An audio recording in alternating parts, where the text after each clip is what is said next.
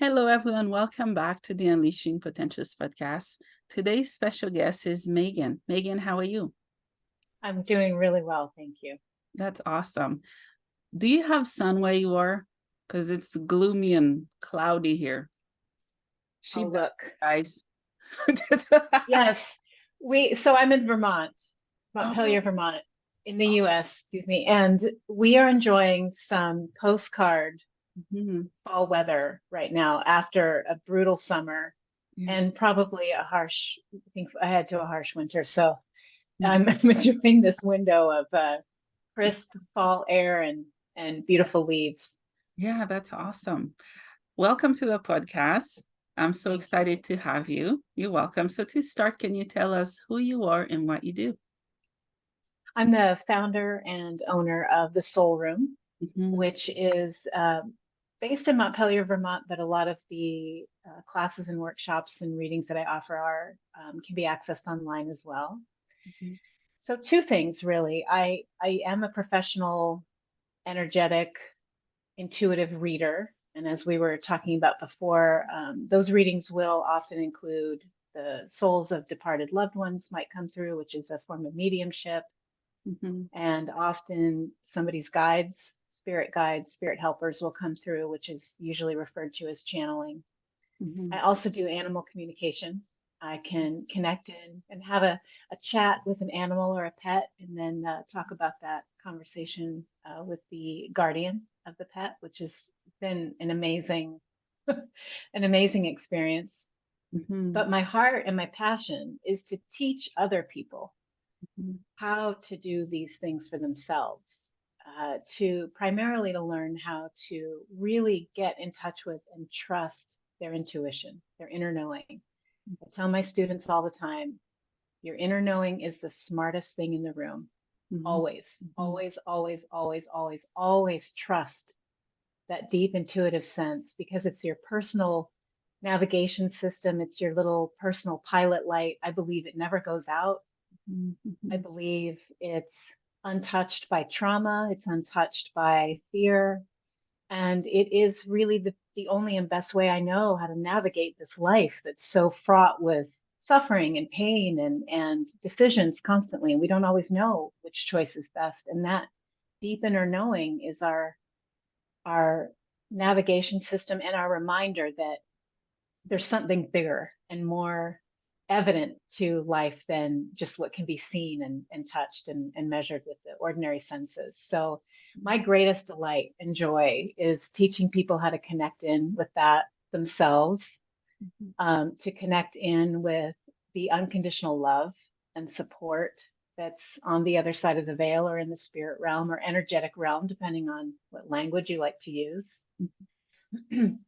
Because it's so I think if I had to diagnose one of the main problems or challenges facing humanity, it would be loneliness, Mhm. right? We really need to be able to feel connection and belonging, to feel safe, to feel fulfilled, to feel like our lives have purpose and meaning. Mhm. And we can get that connection and belonging in our human relationships. And Mhm. that's wonderful.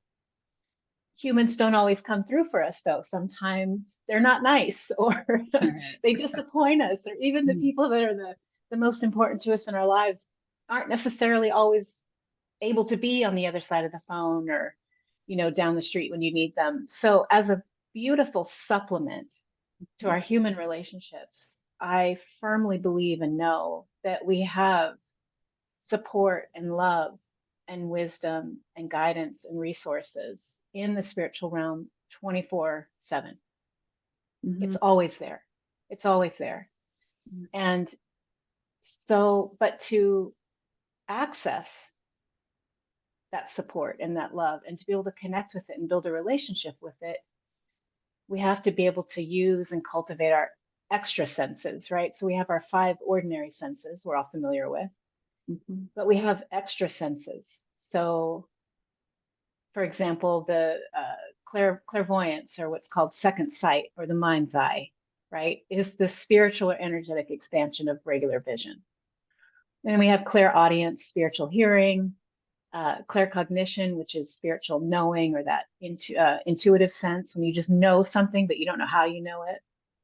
And clairsentience, which is always often called empathic ability, when you can feel information in your body. Like, for example, you might be with somebody and feel kind of a in your chest, and it turns out you're picking up on somebody else's cold, or limited lung capacity or something like that. Mm-hmm. Those are our extra senses, and we all have them. I firmly believe we all have them. And for whatever reason, it's those extra senses that we need and use to be able to connect in with the other side. And so that's my heart, is to teach people how to do that. And at the very least, to really become friends with their intuition. Mm-hmm. Mm-hmm. At the very least. Yeah, wow. You're doing some pretty powerful work that's needed down here. And Yeah, I think so. yeah, there are so many healers, but it's very it's a good feeling to talk to other souls that have awakened to their purpose and potential, and that'll Yeah. helping Gaia heal and the other souls down here to heal. Did you always want to do what you're doing right now? And were you born with were you born with abilities as well, or?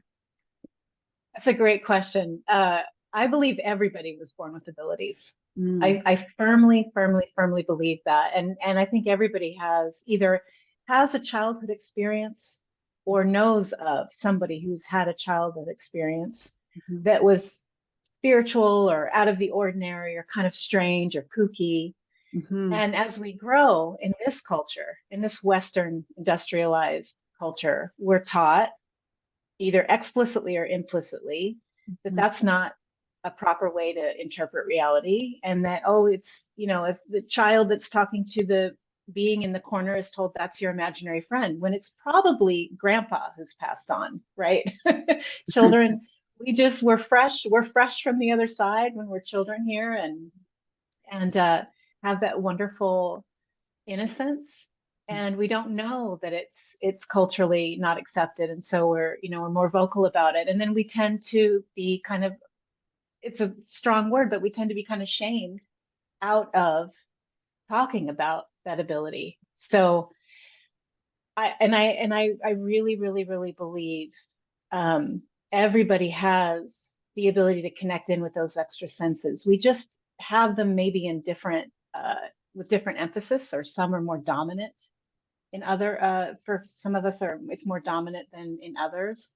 But again, coming back to that intuition, mhm, we can all relate to that. Everybody understands that, mhm. and that is universal. Our reminder that there's more on the other side. But so, did I always know I wanted to do this?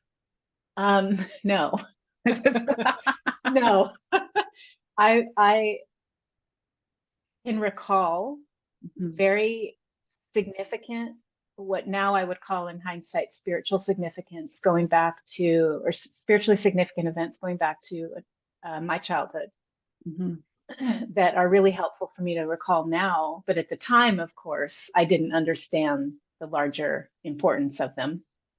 mhm, I've always had a fascination with humans. I've always had a fascination with what makes people tick, with what motivates them to make the choices that they make and to do the things that they do. And so I've always been an observer of people, including myself. And when I went to college, I studied comparative religions and comparative spirituality, because I was starting to move in the direction of, well, how is it that people's belief and faith in something unseen gets shaped and formed, and how it motivates people mhm, to make the choices that they make. mhm, And then I went through a period of uh, still wanting to change the world, to make the world a better place, but shifted hard into political action and legislative policy analysis and social justice work that was just focused on uh, policies and data and rules. And I wanted to work for the United Nations and help refugees and do all of that. And I did that work for some time, and I got a master's degree in sociology as part of that. Mhm. but it was lonely. And I didn't feel fulfilled the way I thought I would. I had educated myself, I was well traveled, I had reached kind of, a great career track, and I couldn't figure out why I wasn't happy. And I actually was feeling lonelier than ever. And I was also living in New York City at the time, so that might have had something to do with the anonymity of living amongst millions of people. Mm. But something was nudging. Something deep inside just kept kind of gently poking at me that this isn't all there is. There's more, there's more, there's more. And for a time, I was looking on the outside for that. I'll just find the right guy. I'll find the right job. I'll find the right workout program. I'll find the right diet. I'll find the right place to live. Nothing was satisfying.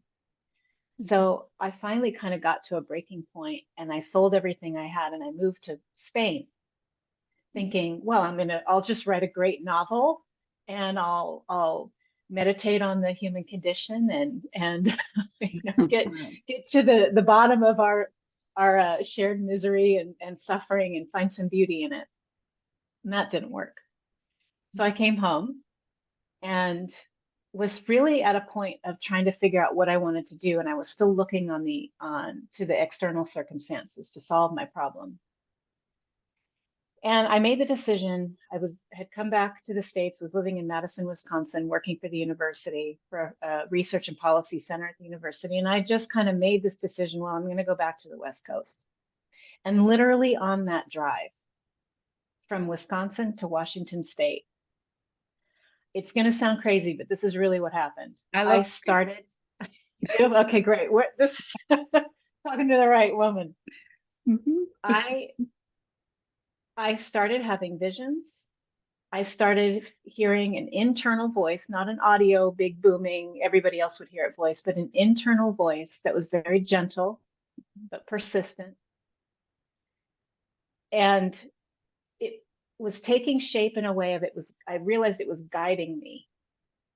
And it really freaked me out. But it was also, there was something deep in me saying, it would be illogical to not listen to this. Mhm. And quite literally following that voice, following that internal guidance, and honoring the visions, and I call them downloads. The downloads I was starting to get led me through the most incredible, transformative experiences I've ever had in my life, and I would not exchange them for anything, no amount of money. Mhm. And it really just broke open my world. And I really think that, and that's when, I actually just said to a friend, I feel in the very beginning of all this happening, this was over 20 years ago. Mhm. I said to a friend at the time, I feel like a set of eyes that I didn't know I had are starting to open here. Mhm. That Yeah. was the best way I could physically describe what I felt like was happening. Mhm. And in hindsight now, I realized that if I had fought that, if I had struggled against it or ridiculed myself, dismissed myself, I could have easily shut it down. But for whatever reason, I didn't. And long story short, I had, like I said, a series of incredibly transformative spiritual experiences. But I continued working in the secular field in nonprofit program management until about a year ago, and was doing the spiritual work on the side. So I had my 9 to 5 job Monday through Friday, wearing Ann Taylor and going to an office and doing program management. And then on the weekends or evenings, leading prayer, meditation circles, and just doing work on the ground. People would come to me. I never had to look for anybody. People would just hear about the things that I could do, the channeling and the mediumship and the other thing, the energetic healings, and would come to me. And I was content for a while, Mhm. having it be over here on the side until about a couple years ago. And then my guides started to nudge and nudge and nudge and say, it's time for this to move from here to here to the forefront. It's time for you to start really incorporating what you do into your sense of identity and self, that this is who you are. It's not just something you do on the weekends. This is actually who you are. And it's time to really step into that. Yeah. So the soul room was born from that. And it's not been easy breezy at all. It's I've gone through a lot of well, I think anybody who starts a business can relate to this, where you really do a lot of self-exploration. Who am I? What do I want to put out in the world? What is it that I have to say and to offer that's of value? And how do I want to say it and offer it? You're nodding your head. I think Oh, you can I'm relate. agreeing. Yeah, I don't even know what I'm Yeah. doing half of the time, right? Because I feel like I'm not only being led by this physical body that you're seeing. They're I don't know if they're people. I have helpers just like you do and everyone else Yes. do. And they're Yeah. guiding me. For me, they, I think I was very stubborn throughout other lifetime. So I Ah. obviously I kept coming back. And sorry, my cat just fell. He was sleeping and he's okay. Poor baby. He was sleeping and they do that all the time. They sleep and fell off. So Go off. yeah, I think I was stubborn. So all the trauma and stuff I've been through, they had to really crack me open to wake up. Yeah. And Yeah. again, it's all the trauma, rejection, everything was Yeah. used. But yeah. Um, yeah, I love that you said we all have intuition. We're born with it. But when people say the gut feeling, I tell them, Yeah. listen to your gut. That's your intuition. If they don't believe in the word intuition, then it's the same thing to listen to it. Did you find that you fought with your calling for a while, or you just went straight to it? For the most part, I followed it. I had moments where I wasn't deliberately trying to be thick, stubborn or Yeah. uh, bullheaded. But yeah, because here's the thing: fear, fear is our Hmm. greatest obstacle. Fear is. I really. Here's what I believe about people after all these years of studying and observing, and from a secular and a spiritual perspective.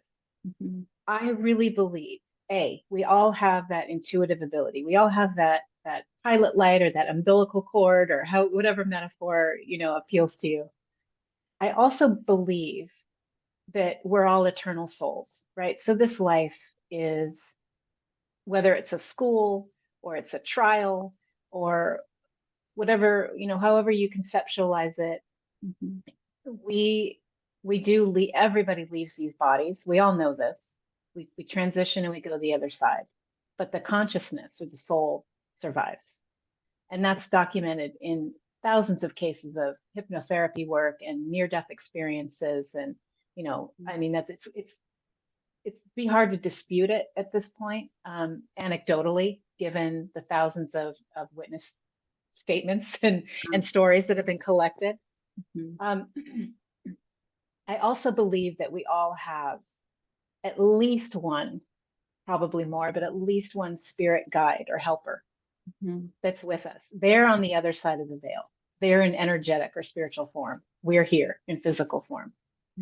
I'm thoroughly convinced everybody's got at least one. I've never met anybody who had fewer than two or three at the least. And these are the guides that stick with us through our life.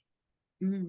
And then we also have spirit helpers that come and go for different seasons or Hmm. phases, or times in our life to help us with, get through particular stages, get through traumas, accomplish certain things. And they'll come and go for that reason. But there's that steady presence of the group of Hmm. guides that are with us all the time. And I believe we knew them already.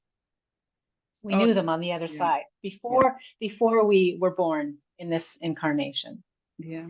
So all of that, and then there's God. We haven't even talked about God or source or Oh goddess yeah, or that love or big guy. or I heard of I felt him. He talked to me.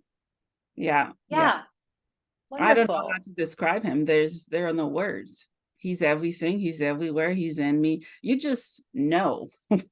You know Yeah. when you know. Yes. And yeah, I have five guides. Okay. Yeah. I mean, I can see why. With all the challenges I've faced, like I probably have more, but yes, I've met them. It's weird when the earlier phases of my spiritual awakening, I had a vision. It happened, but there were a group of people sitting, and one of them were playing with a toy dragon, which is what I am. I find out I'm a dragon.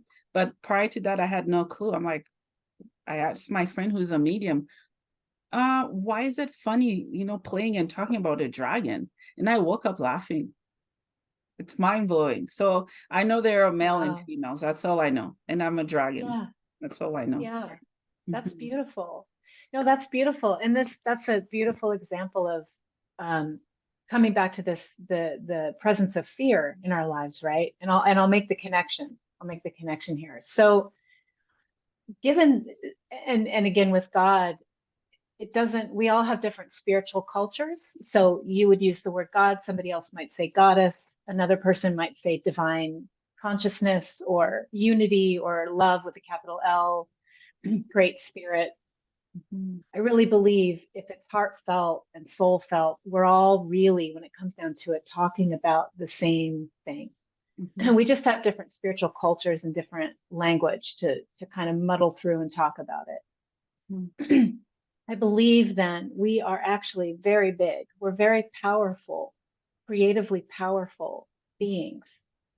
Yeah. But our fear does us in every time. Fear makes us small. Fear makes us worry. Fear makes us doubt ourselves. And this is what I hear from my students all the time. The number one thing I hear from students and from people who come for readings. And when I say, hey, do you want to learn this yourself? I Yeah. don't know. And what I hear is, what if I do it wrong? Mhm. How do I know I'm not making it up? Mhm. Mhm. And that is the number one thing I hear all the time. And Mhm. that's fear. That's fear of being foolish. It's fear of vulnerability. It's deep fear of trying something really unknown and really unusual. Mhm. Um, but really, it's about the common refrain is this fear of like, oh my gosh, what if I say something and then the person just laughs at me or they ridicule me or they dismiss me or they think I'm insane because again, our culture doesn't really reward this kind of behavior or laud it. Mhm. And I have come to the conclusion that human fear boils down to two things. Either Mhm. we're terrified that God really isn't there. God really, no matter what the church teaches or the mosques or the spiritual centers teach, that deep down, really, we're not, there's a fear that I'm not worthy. Mhm. I actually really don't have value in the eyes of God or in the eyes of the eternal. And Mhm. I'm fundamentally alone. When it comes down to it, I'm fundamentally alone. That's one of the big fears that I see. The opposite fear is also present, that I think people are hesitant to adventure into extrasensory perception and intuitive perception and all this kooky stuff of life in the spirit because we know deep down how big we actually are. We know deep down that we are eternal souls, Yeah. fundamental that our home is a place of unity and love with source, Mhm. with the ground of creation, with all that is. And that fear, that sense of knowing how big we are, Mhm. believe it or not, can elicit a lot of fear as well, because that changes everything. Yeah. Yeah. And people are, and I definitely include myself in this. I've observed myself falling into this as well. We tend to be more afraid of the freedom that's unknown Mhm. than the suffering and pain that's familiar.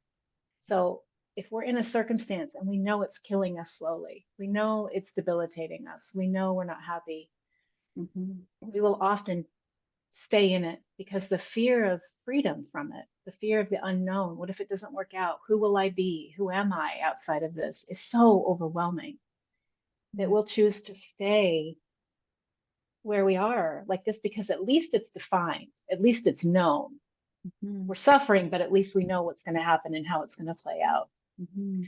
Yeah. So that fear is really what my heart's desire is, to help people move through. And I understand it. When I started the Soul Room, Mhm. I'm a single parent as well, by the way. Yeah. So I don't have a partner to fall back on and say, hey, can you help with groceries this month or what have Fall you? on my own back. Yes. Yeah. And my guides, I mean, I can talk to my guides, but they don't really help with groceries. You know, they'll give me great insight and all of that, but there's still that human fear of a tendency to feel like I'm in this alone. Mhm. Mhm. So I understand it so well, but I also understand, because I've pushed through it, the reward, the Yeah. richness, the beauty, the peace that comes when you can just kind of slow yourself down, Yeah. take a breath, Mhm. and learn to connect in with that love and insight and resources that is on the other side of the veil. So I said, I made a cheeky comment about guides can't help with groceries, but the truth is, when you connect in with that wisdom, you Mhm. do get leading and guidance that actually does improve your life. Yeah. It Right. does help. And Mhm. I also, the third element of this too, so there's God or source, our guides, our departed loved ones. And then there's also what a lot of traditions call the eternal self, or the higher self, or the oversoul. So it's the aspect of us that is still in unity consciousness with source. It's still, I it still knows don't what's get what. that part. I'm You don't sorry. get that part.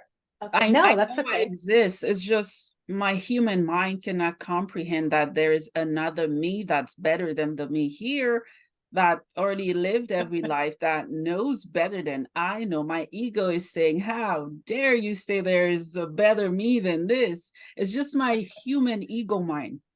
So Yeah. I ask every day for clarification on that. Sorry, go ahead. No, no, I'm glad you said that, because it's kind of a kind of warps the mind a little bit to try to Mhm. fathom this. And I'll say the intellect can only help so far in understanding these ideas. When Mhm. you experience it, Mhm. it's it's a whole different ballgame. Experiencing it is, because you go to a place that's beyond language. You go to a place where then now you have to use metaphor to try to describe. Mhm. So here's a metaphor that I've heard for understanding the oversoul versus the human or ego side. Mhm. So one metaphor, one way to understand it is that that there's a theory that, so like, say here's your soul, you were hanging out with God, right? Oh, nice. You were in you were in unity consciousness. You're in this love relationship, intimate relationship with source, and all's well. Mhm. And you decided to come to earth to Mhm. serve, to do some kind of service mission, Mhm. whatever that looks like. So rather than you totally vacating home with God and coming to earth, Mhm. your soul or energy stretched, Mhm. which energy can do, Mhm. Yeah. and came. And so there's this part of you is in earth, and this part of you is still unity consciousness with God. And so when you're here, you have your ordinary senses that only kind of give you enough information, they give you limited information. But if you connect in with your extra senses, then you're bridging that Mm. gap. Oh, okay. Okay. Then you can communicate with source, your guides, departed loved ones, and that aspect of you, your oversoul, that's still in unity consciousness with God. Okay. So here's another way to say it, with Mhm. from like a quantum physics perspective. Mhm. Quantum physics has realized that things aren't solid, right? It's not solid matter, that actually things are wave like. Mm. So everything's energetic and everything's wave like, even things that appear solid.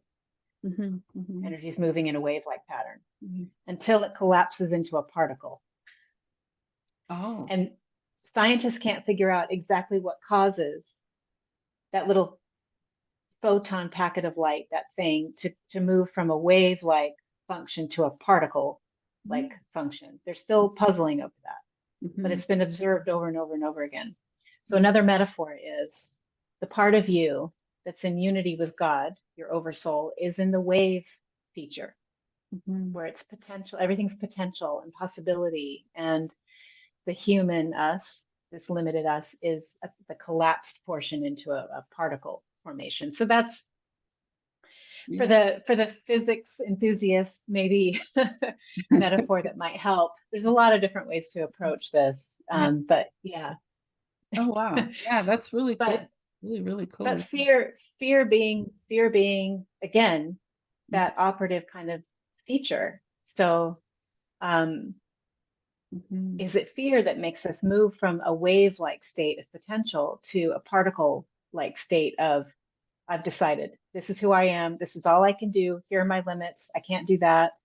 Mm-hmm. Is it fear that's doing that? I mean, and again, moving away from the quantum physics aspect of it, I see it over and over again where fear is what I think fear brings us in. When you're afraid of something, how does it feel in your body, right? We tend to Not describe it as, yeah. and small, right? Don't you kind of get that physical sense of like Mm-hmm. being drawn in and restricted and tight? Mm-hmm. Whereas when we're in love or gratitude or joy, we get this physical sense of expansion Yeah. and bigness. We feel bigger and we feel looser and we feel more powerful and more creative. And I think that we feel that way for a reason.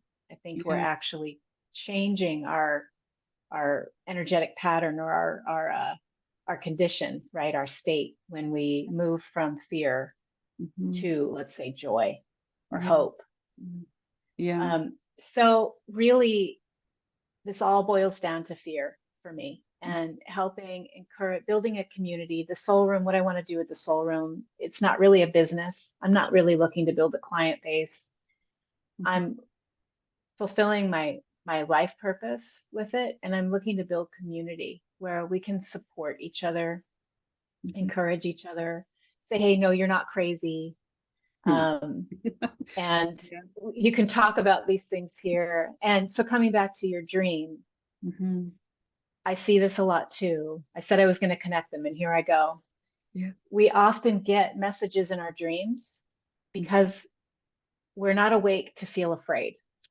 We're Yeah. sleeping, where it's a childlike, relaxed state where we're not putting up our defenses. And so spirit can say, oh, here, I'm going to send a message this way. I'm going to send you a lovely picture, Yeah. insight or encouragement or guidance. Mm-hmm. It happens a lot because we're our fear isn't right up there. We're softer, we're more vulnerable. Yeah.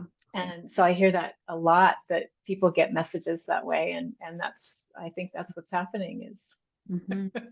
you're Yeah. not in fighting stance. Yeah. Yeah. I love that you're talking about fear because I've interviewed few mediums, and the one thing they say that is or has been holding me back is fear. Me Yeah. and the spirit world, we have our history, and they know it, and I know it. All right. So I was born open as a child, shit traumatized by everything. I've always been sensitive. I saw my grandfather as a child. I was very young. He was in shadow form. So I look again, he was there, and I look, he's gone.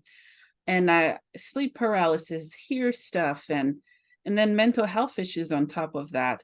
And then I know I'm not alone being washed by uh religion or what I was programmed into. So I did ask God and Jesus for proof that they're real because I don't know. And as of 2 years ago, I got proof. The second vision I had was Jesus' feet, and it was too bright for me to look up. I'm like, okay, you're real. Thank you. I see the sandals, the right robe, the radiant light and love. And then God did the same. So I'm like, okay, I'm in.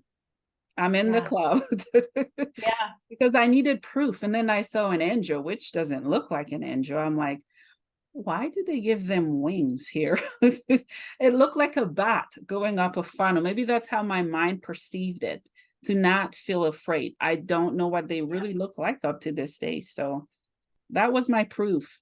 It shows that we can communicate and we Yeah. can get answers only if we're ready to receive them and not resist. The resistant part and fear, that's a blockage. It blocks everything. Absolutely, absolutely, and it blocks us in our regular day-to-day ordinary life as well.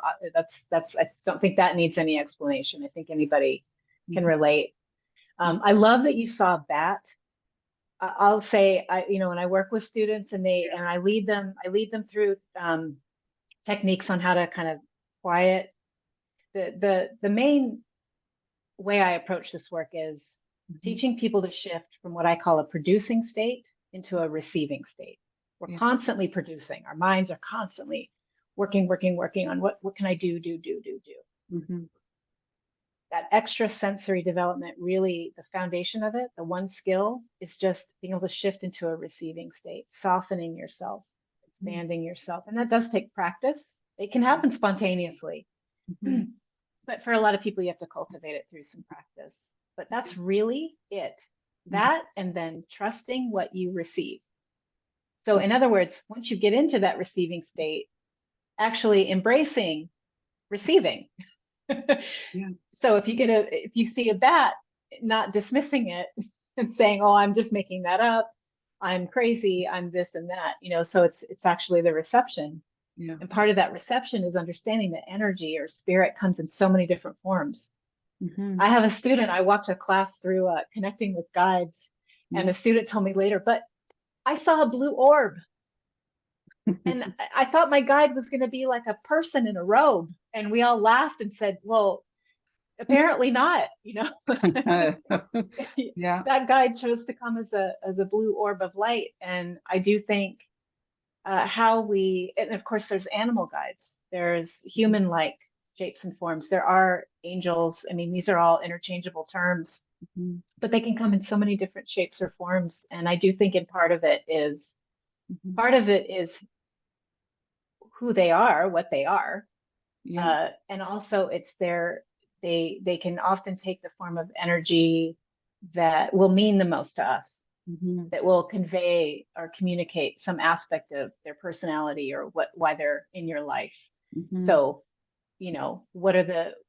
what is it about the bat that was trying to be communicated to you? Yeah. So it's a wide range, and so staying open Mhm. to all the ways that spirit can show itself is part of the adventure and fun. Yeah, and I saw it that way, but I knew what it was. You People ask me, "How do you know?" I don't know how I know, I just know. That's the only answer I can give Yeah, people. I yeah, know that I know that I know. That's it. yeah. Right? And I knew it was Archangel Uriel. I just knew who it was, what it was, Oh, because it was perfect. early in my phase, and I have a small angel Bible. I think it kind of was sent by God, I think, to blow fire and life back into me. Because obviously with mental health, I'm not suicidal now, but in the past, right? I did not want to go on to live and with the mental stuff I went through. And that was that renewal of fire or for my soul, which was, and I was sleeping, by the way, throughout all of those.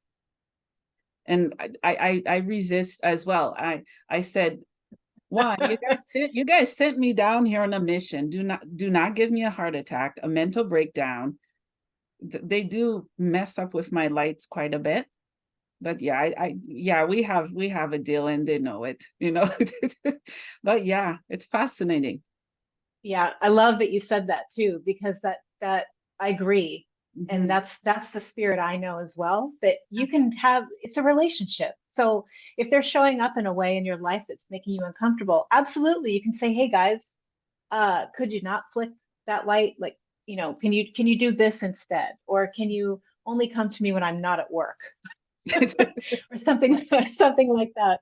Yeah. Because it is relationship. And when it is in my experience, a helper spirit, will God or your oversoul or a helper spirit, will never shame you, never condemn you, Yeah. never judge, Mhm. only just offers love and support and guidance. And if there is guidance, it's a suggestion. It's never a command or a demand.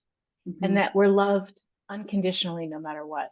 Mhm. And so encouraging that kind of intimate relationship with spirit too is part of the beauty and the joy of this, that realizing, wow, I am loved and they are there. And if I don't say what they're suggesting, they don't leave me and Yeah, go somewhere else, yeah, yeah. because it is very much, and there are mischievous entities and spirits out there too. And Ooh, I've experienced maybe some pretty dark stuff. yeah, I'm telling you. yeah. Oh, sure. I mean, energy comes in all forms, right? But if it's God or source or your own oversoul or a helper being, this is how they function and operate, and they're always there. And so that kind of like back and forth and like, hey, this isn't working. Can you please Yeah. I told do them to use this? my lights because I'm not, although I did see one of my guides in human form in a quick vision before bed, but I told them use my lights. I don't know if I'm ready to see what you look like, if you look like anything. I don't understand the concept of energy. I don't get it. Uh, but I'm gonna keep learning and they'll explain stuff as we go along. We'll see. Oh, yeah.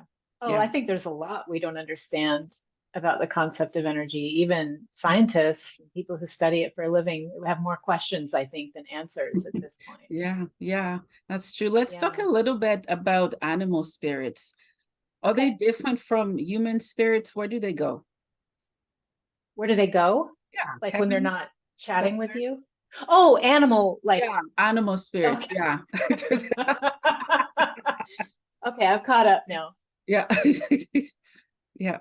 Yeah, so I've had readings with people where their departed pets will come through, Mm, and usually at the side of a departed human, a departed loved one. And interesting. that, yeah, and that experience is very consistent with published testimonies and anecdotes of other mediums and psychics who have experienced the same thing as they're doing readings for people. And so, taken together, all this information strongly indicates that pets, just like people, when they pass on, if there's a heartfelt love, emotional connection, Mm, they'll stay together on the other side, wow. and will try to come through if there's a medium or somebody sensitive enough, Mhm, and not dismissing of the information. If they're open, will try to come through to send healing and mhm. love and encouragement to the person that they had that connection with. Wow. I did a reading for a woman a couple months ago, and Mhm. I did a reading for her cat, who's alive still. I Aw. read had a chat with the cat, and then did a reading for the woman, the cat's guardian. And in my conversation with Mhm, the cat actually showed me and shared with me that mhm. even when he passes on, when he dies, he already plans, intends on being reincarnated as a cat again and coming back into her life. Mhm, That they're buddies, they're pals, mhm. and he has no intention of leaving her side Oh, that's, while she's on Earth. yeah. And that meant so much to her, and it confirmed some things for her, some things that she had herself felt intuitively but wasn't sure if she could trust it. And that's always the best, right? When Yeah.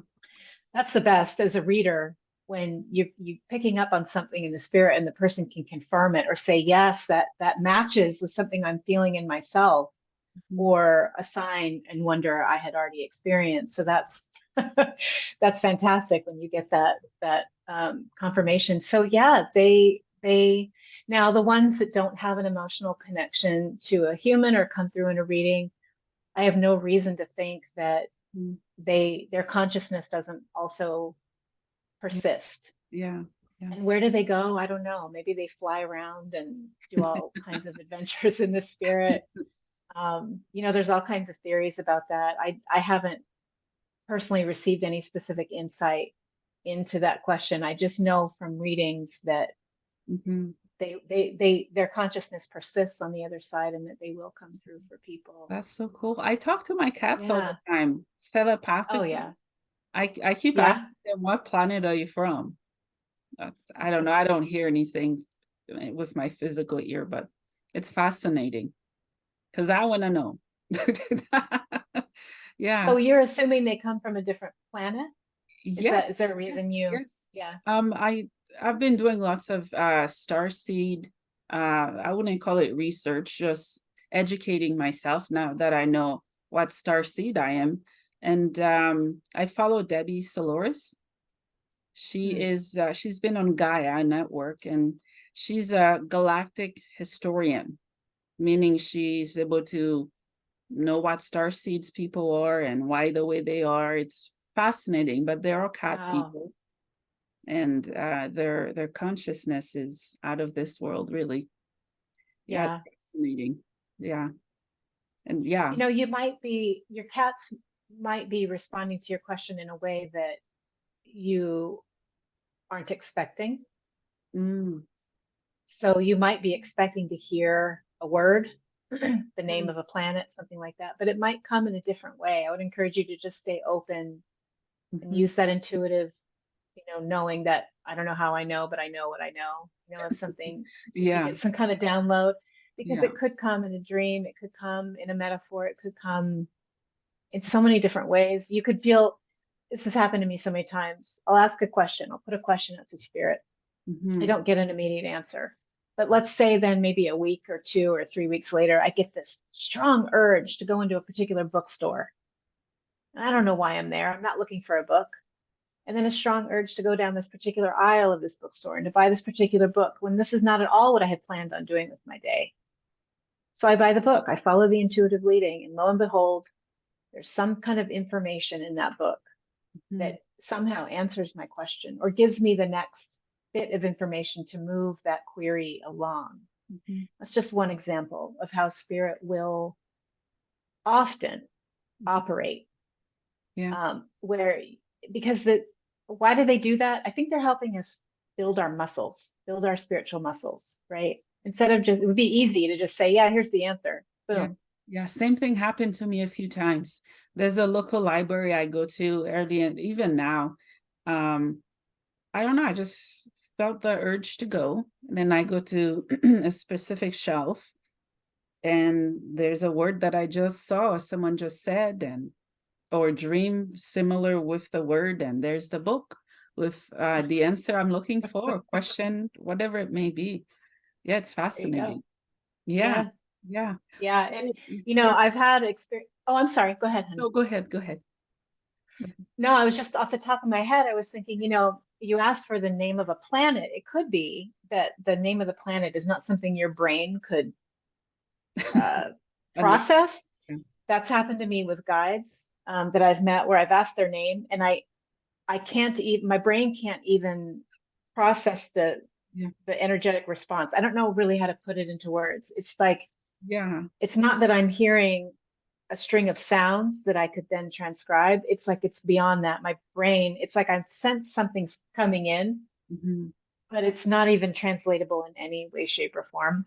Yeah. So I laugh when that happens and I just say, well, can I give you a nickname then?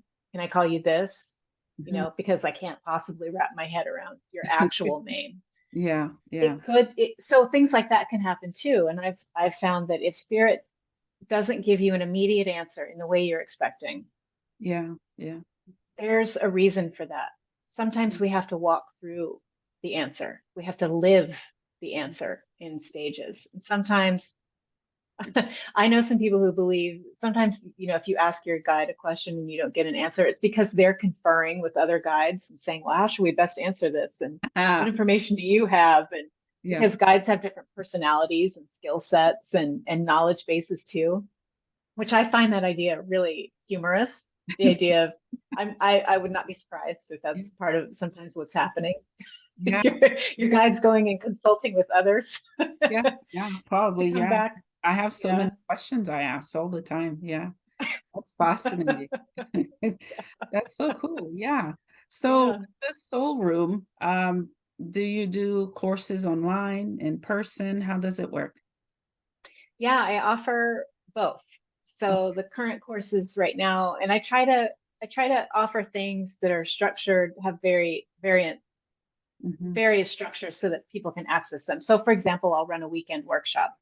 mhm, I also have something called Soul School, which is the foundational 12-week beginner's course. And that runs for 12 weeks. We meet once a week for 2 hours for the 12-week period. And then I just put up on the site a 2-weekend workshop to learn about sacred journeying and journeying from a shamanic or indigenous spiritual perspective, learning how to use sound and dance and ritual and use journeying to heal ourselves and get insight and guidance and journey for other people. And so it changes through the year, but I try to, and some of those are in person, like the journeying workshop.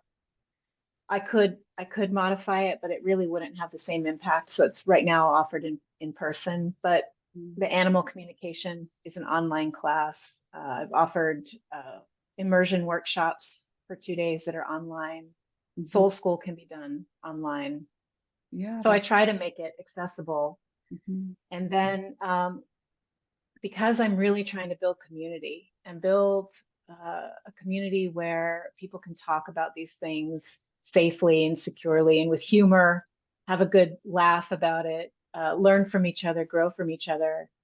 I also offer a free monthly meeting on Meetup, on the Meetup app or the Meetup site, called The Gathering Place.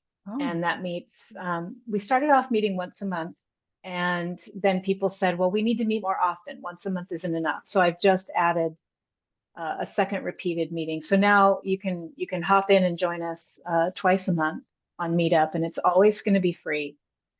And we just get on Zoom and we share how we're doing spiritually, what challenges we're facing. We request healings, energetic healings from each other. We talk about what's going on and we practice our skills. That's awesome. Because it's a great place to do it, where you're going to be accepted and supported and encouraged. And that's really what a lot of people need, including myself. We all need it. We all need that supportive community. So that's the aspect that is free and no obligation. Again, offering another way to access these kinds of support and resources. Where can people find you? Do you have a website or? It's connect with you. It's the soul. I can send. I think I sent you the link, but it's also the soulroom.place. Okay. So www.thesoulroom.place. One last question for you. I have 5 minutes. Okay. What is the meaning of life for you? Oh, Bernadette, you had to save that for the end, right? Yeah, the meaning of life. Actually, so there's two ways we could talk about that. In all seriousness, the meaning of our lives here on Earth, which are temporary, and then the meaning of life, the big, ongoing, eternal unfolding. In this life, actually, they're probably the same answer. It's really, for me, it comes down to moving through fear, and especially in this life, learning to not deny it or repress it, but move through that fear and access the bigness of us, access the creative power of us and the love. We are incredibly powerful beings. You have the power to cause somebody to have a really shitty, awful day with one word you could say to them in a grocery store. Yeah. And you have the power to do the opposite. You have the power to help boost somebody's mood and cause great feelings of laughter and joy. If, again, one word in a grocery store, we really, and then the things we say to ourselves were very powerful. We say things to ourselves all the time that are either deeply negative and harmful or deeply positive and encouraging. We're incredibly powerful. And so the meaning of life, connecting in with that power through love and optimism and hope and joy. And I know it's a cliche. I get it. We've seen this on t-shirts and bumper stickers, but there's a reason it's a cliche. Because it's really reverberates in the deepest parts of us, right? That we do really have the ability to create a world and create a community and create a life experience that is so much better than Mhm. it is now.